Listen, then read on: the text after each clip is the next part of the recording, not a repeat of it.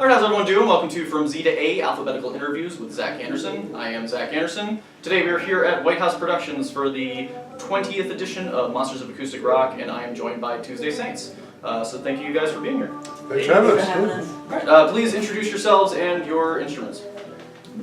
Nanette Adesso. I play fiddle and guitar. And you sing. And I sing. Yeah. Me, Dennis Carter, I play the bass. Jeff Burnham, guitar and vocals. Seth Adam, drums. Alright, well, thank you guys for being on the show. I'm going to ask you the difficult questions as long as it has something to do with the letters of your name. So we'll start with T. Tell me how Tuesday Saints formed. When was it? Do you have any memorable moments from, say, your first gig? Let's see. You just said tonight, 5 years I think ago? I thought 4, 5. It was around Christmas time. Around Christmas time. 5 years ago, it was actually, we're like the original members. Alright. Our first gig, I was thinking about it, it was at Fred's Pizza in Willimantic. Pizza was good. Pizza was good. We were very excited. We were really, really nervous. It's incredible thinking Yeah, back we at had that. We had a friend in common, and I was just looking for somebody who sang sweet harmony and played fiddle. Scored. It worked out. Yeah. Excellent. Now, how do you guys choose songs for a set list? Does it focus on one person making the set list, or do you guys have a collaborative effort? Switch it up every now and then?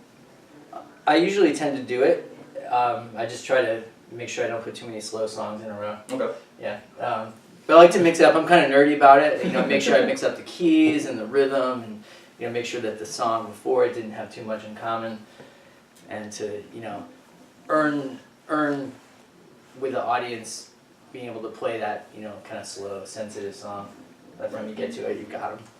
Now, how much does the audience affect your set? Will you change it up on the fly depending on how they react to certain songs, or when you're playing at a certain venue, what that crowd is usually like? Does that affect what songs you're going to play at that show? We used to change it up more often on the fly, but we've been trying to get a tighter in-between sequence of songs, and so we've been more strict at following them. Yeah, trust the set list. Yeah. Sometimes there's times though where we just go, That's right, Do you're it. watching the clock. And or just like there'll be a song that might just fit Yeah. at that moment. We've done that. yeah, Excellent. for sure. Now, who would you say are your biggest musical influences, individually as well as a band? Me. Led Zeppelin. Best rock band ever. Right? Yeah. And the Beatles. Yeah. That's right, who can argue? Share a lot in common with this guy. Oh yeah, definitely. The whole Americana genre, if you will, from Wilco, Jayhawks, Ryan Adams, you name it. So. Never heard of him. All the way back to the band. Yeah. But back to Seth's point though, Zeppelin and the Beatles. I mean, the Beatles created that footprint, and they're so incredible. I think McCartney's so underrated as a bass player. Wait, who's a bigger Beatles fan between you guys? That's kind of how I started too. Beatles Yeah. with harmony, just harmony. I'm a big harmony person. But I also like the whole 70s singer-songwriter era. I just love all that. A lot of the female singers that came up then.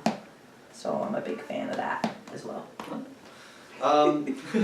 What would you say is something necessary you must do before a gig? Do you guys have any pre-show rituals? Going to the package store. Most important. Where they sell packages. Packages, only packages. Yeah. Stretching. Yeah. I do vocal stuff in the car. Sure. I really do. Warming up. It's Yeah. very important.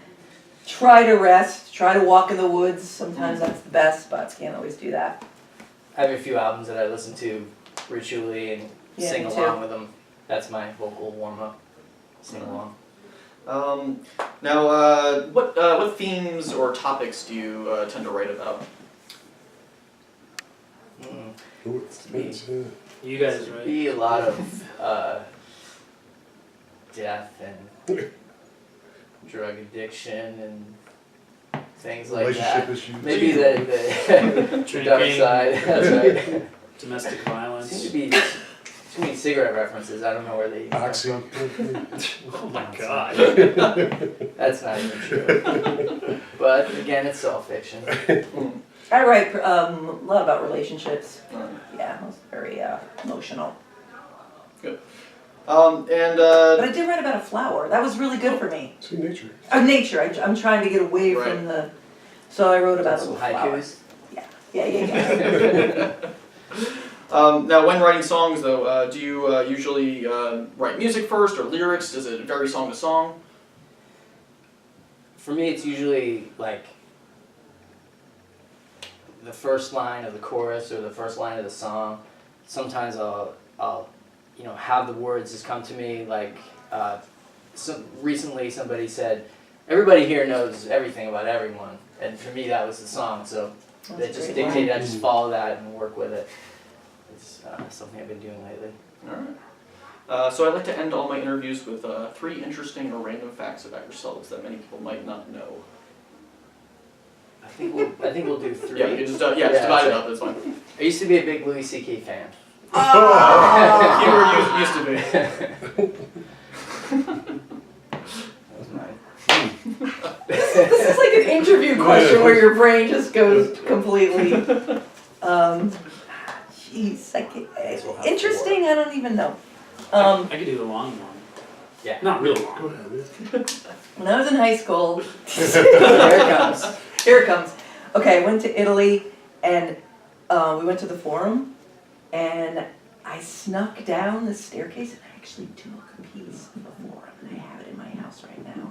Oh, it's totally It's- Whoa. It's like the corner of a Corinthian column and I managed to, this is back in 1980, I managed to Did you like put smash it in my sweater, get back to the hotel, I put it in my luggage.